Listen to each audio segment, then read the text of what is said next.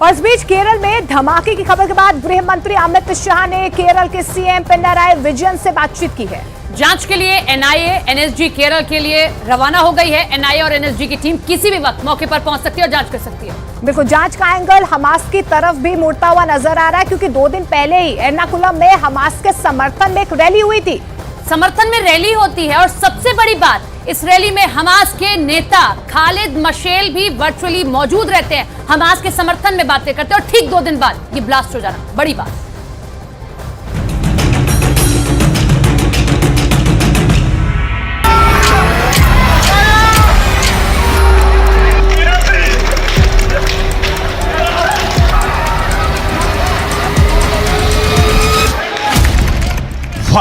सुबह के 9:40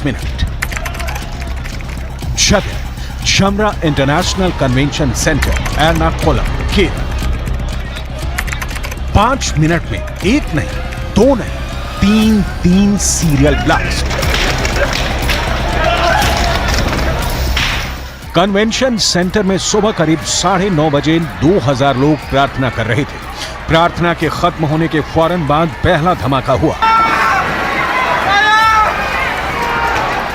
अभी लोग कुछ समझ पाते तब तक दूसरा धमाका हो गया।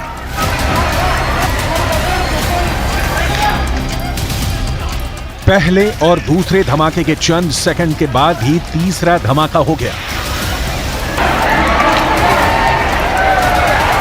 सिर्फ 5 मिनट के अंदर कन्वेंशन सेंटर में 3 धमाके हुए हैं।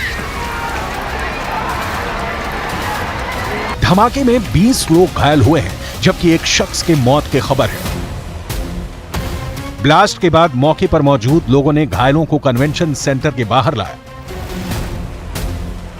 और उन्हें अस्पताल पहुंचाया गया। चश्मदीद के मुताबिक प्रार्थना सभा के दौरान 5 मिनट के अंदर 3 अलग अलग ब्लास्ट हुए। पहला ब्लास्ट ज्यादा तेज था। ब्लास्ट के वक्त का एक वीडियो भी सामने आया है, जिसमें अफरा तफरी का माहौल दिखाई दे रहा है। लोग इधर से उधर भाग रहे हैं। कुर्सियां आग की लपटों में घिरी हुई हैं। कुछ लोग कुर्सियों को हटाते हुए दिख रहे हैं ताकि आग को और भीषण होने से रोका जा सके। मौके से आई तस्वीरों में आप साफ साफ देख सकते हैं कि ब्लास्ट के बाद जमीन पर खिड़कियों के कांच के टुकड़े बिखरे हैं। लोगों के सामान तितर बितर हुए पड़े हैं। कन्वेंशन सेंटर का दरवाजा टूटा हुआ नजर आ रहा है। जमीन पर कांच के टुकड़े बिखरे हुए हैं। केरल पुलिस और एनआईए टीम की शुरुआती जांच में पता चला है कि इन बम धमाकों के लिए इंसेंडियरी डिवाइस और आईईडी का इस्तेमाल हुआ है। बम टिफिन बॉक्स में रखे गए थे। फॉरेंसिक टीम ब्लास्ट की जांच करने मौके पर पहुंची है। मौके से आई तस्वीरों से साफ है कि एक्सप्लोसिव डिवाइस को प्रार्थना सभा में अलग अलग जगहों पर रखा गया था, ताकि अफरा तफरी मचने पर ज्यादा से ज्यादा लोग इन धमाकों की जद में आए। धमाका जिस कन्वेंशन सेंटर में हुआ है उसका नाम है जमरा international convention and exhibition centre. यहां 3 दिनों तक कन्वेंशन होना था। कन्वेंशन में शामिल होने के लिए 2300 लोगों ने रजिस्टर किया था, लेकिन पहले दिन सीरियल ब्लास्ट हो गया। एर्नाकुलम में जहां ब्लास्ट हुआ है उसके आसपास बड़ी संख्या में यहूदी समुदाय के लोग रहते हैं। इजराइल हमास जंग के शुरू होते ही खुफिया एजेंसियों ने अलर्ट जारी किया था। अलर्ट में आशंका जताई गई थी कि भारत के यहूदी स्पॉट आतंकियों के निशाने पर हो सकते हैं। धमाके की खबर के बाद गृह मंत्री अमित शाह ने केरल के सीएम पिनाराई विजयन से बात की। गृह मंत्रालय और सुरक्षा एजेंसियों के अफसरों के साथ हाई लेवल मीटिंग की है। ब्लास्ट की जांच के लिए एनआईए और आईबी की टीम को भेजने का निर्देश दिया।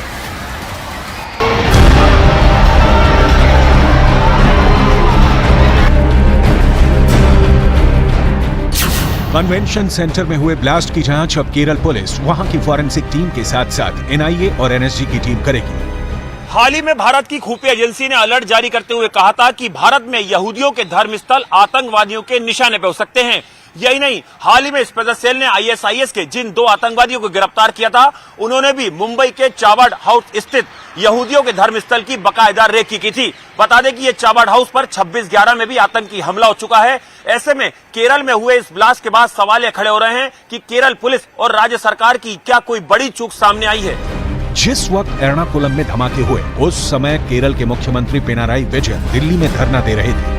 ये धरना कम्युनिस्ट पार्टी की तरफ से गाजा पर इजरायल के हमले के विरोध में किया जा रहा था। मुख्यमंत्री पिनाराई विजयन ने धमाकों को दुर्भाग्यपूर्ण बताया है। केरल में पिछले कुछ दिनों से फिलिस्तीन के समर्थन में मुस्लिम संगठन लगातार रैलियां कर रहे हैं। शुक्रवार को ही एर्नाकुलम में हमास के समर्थन में भी एक रैली हुई थी। मलप्पुरम में शुक्रवार को फिलिस्तीन के सपोर्ट में एक और रैली हुई थी। दावा किया जा रहा है कि इसमें हमास नेता खालिद मशेल भी वर्चुअली मौजूद रहा।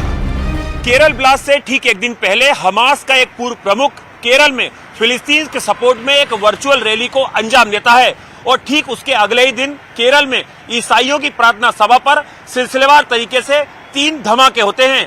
इस पूरे मामले में अब केंद्रीय जांच एजेंसी एनआईए और तमाम सेंट्रल एजेंसियां इस मामले की तफ्तीश में जुट गई हैं कि क्या ये एक आतंकी हमला है और इसके पीछे क्या यहूदियों को निशाना बनाने की एक बड़ी साजिश रची गई थी। ये रैली एकजुटता युवा आंदोलन जमाते इस्लामी की यूथ विंग ने की थी। इसमें बुलडोजर हिंदुत्व को उखाड़ फेंको नारे लगे थे। बीजेपी ने इसे लेकर एक्शन की मांग की है। रैली में पूर्व हमास नेता की भागीदारी पर सवाल उठाए हैं। 24 घंटे पहले ही केरल में केरल सरकार के नाक के नीचे हमास जो एक टेरर ऑर्गेनाइजेशन है और हाल ही में हजारों बच्चों और महिलाओं की हत्या की है उन्होंने किया है। हमास के लीडर को मौका दिया जाता है कि केरल के युवाओं को संबोधित करे और जिहाद और हेटफुल स्पीच के बारे में उनको संबोधित करने का उनको मौका दिया गया था और केरल सरकार ने कुछ नहीं किया क्योंकि वो इतने डरे हुए हैं अपीजमेंट पॉलिटिक्स के कारण कि उन्होंने कोई हस्तक्षेप नहीं किया, उसमें रोकने का कोई अटेम्प्ट भी नहीं किया। तो उस प्रोग्राम के 24 घंटे के बाद हमको उस हेट और जिहाद का जो उनका संबोधन था उसका नतीजा हम आज देखने को मिल रहा है। केरल की रैली में हमास के जिस बड़े नेता खालिद मशाल के शामिल होने की बात कही जा रही है उसके पास 400 करोड़ डॉलर की संपत्ति है। खालिद मशेल 1977 में मुस्लिम ब्रदरहुड में शामिल हुआ। इसके बाद से मशेल 1987 में हमास की कुवैती ब्रांच का लीडर बनाया गया। 1992 में खालिद हमास के पॉलिट ब्यूरो का फाउंडिंग मेंबर और अध्यक्ष बने। 2004 में खालिद हमास का सरगना बन गया। खालिद की अगुवाई में 2006 में फिलिस्तीन के चुनाव में हमास ने सबसे ज्यादा सीटें जीती और सरकार बनाई। 2017 में टर्म खत्म होने के चलते खालिद ने हमास के पोलित ब्यूरो से खुद को अलग कर लिया। एर्नाकुलम में हुए धमाके के बाद पूरे केरल में अलर्ट जारी किया गया है। खासकर 14 जिलों के पुलिस कप्तानों को अलर्ट रहने के निर्देश दिए गए हैं। हर जगह बस और रेलवे स्टेशन पर सुरक्षा बढ़ाने के लिए कहा गया है। खासकर यहूदियों से जुड़ी जगहों पर चौकसी बढ़ा दी गई है। सरकारी आंकड़ों के मुताबिक भारत में यहूदी समुदाय की आबादी 7 से 8 हजार के बीच मानी जाती है। इसमें भी सबसे ज्यादा यहूदी महाराष्ट्र में रहते हैं। भारत में रहने वाले यहूदी समुदाय को 3 हिस्सों में बांटा जाता है। पहले नंबर पर आते हैं पश्चिमी भारत के बेने इजरायली यहूदी, दूसरे नंबर पर पश्चिम बंगाल के बगदादी यहूदी और तीसरे नंबर पर केरल के कोचीन यहूदी आते हैं। इसके अलावा पूर्वोत्तर भारत के बेनेई मिनाशे यहूदी और आंध्र प्रदेश के बेने एफ्रेम यहूदी भी यही रहते हैं। माना जाता है कि भारत में करीब 2000 साल पहले यहूदी आए। कहा जाता है कि उन्होंने पहली बार हिंदुस्तान की धरती पर केरल के मालाबार तट के जरिए कदम रखा था। फिर धीरे धीरे वो भारत के हर हिस्से में पहुंच गए।